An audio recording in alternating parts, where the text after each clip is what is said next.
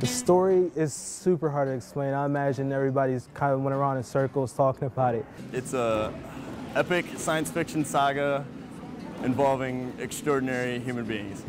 Oh wow, I really don't have a way to summarize the story. You know, the whole saga so far, it just seems kind of like your classic, you know, good versus evil tale.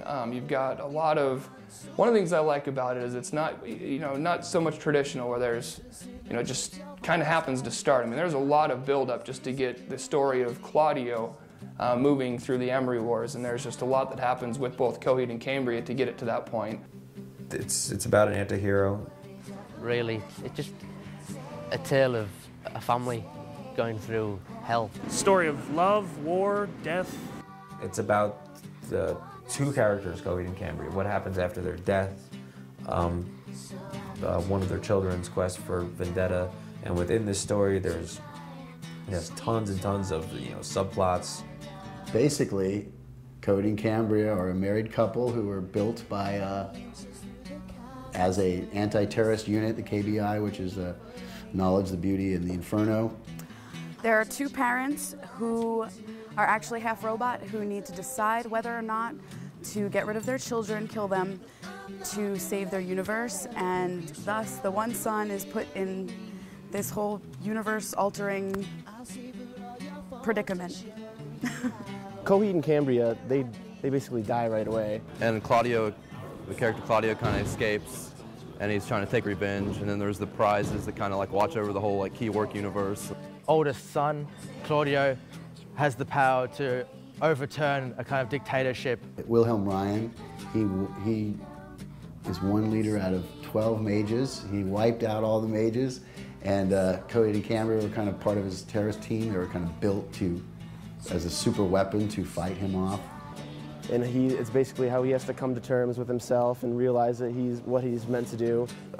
Plays on religion, on quantum reality. And there's all this stuff with like Claudio being like the writer of this story, and also a character within the story who is basically like a messiah type character. You're like, what's going on? Oh my God, this is just someone's story. I don't really know the story that much, but that's the beauty about Coheed and Cambria is that you can relate to it. But I know that there's a virus that goes on the Firefly and it infects Coheed, and then he kills everybody. To explain the story, it's about a man and his wife, and they're aliens, and their son is going to be super awesome and destroy all the world. The story for me, my sum up of it is everybody dies. Everybody dies, and it's pretty bittersweet that it's all for the good. It's kind of like, you know, it's all for the good. We'll see you on the next side. And the savior of the universe, basically. And in the end, he sucks it up, and he does. And he saves the universe by ending it. And eventually the world just ends. Pretty much everything just went up in smoke. All the planets that sit in that little Keywork, they're all gone. A Never-Ender, I'm still trying to figure that out. I'm kind of shaky on that one, but basically everything's over. Honestly, Second Stage Turbine has been, for the most part, fleshed out, and Keeping Secrets is now just being fleshed out. And actually Good Apollo a little bit, because we already did a novel when it came out, but the Keeping Secrets has just been even roughly written, so it's not even, the whole story's still got a long way to go.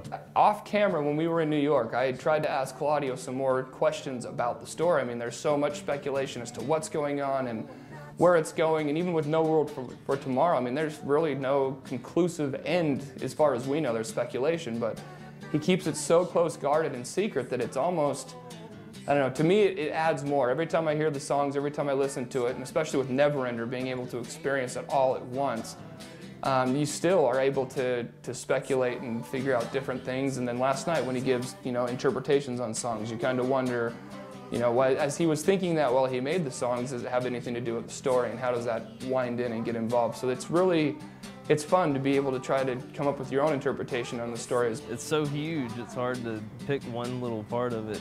Everything that a poet could think of is, you know, it's part of it. It's a lot of stuff to summarize.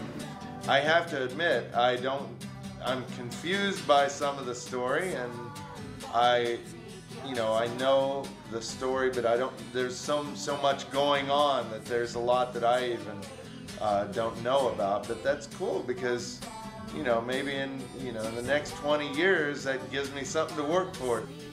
You know, it's Coheed Cambria is this fictional story, but it's also, you know, our lives.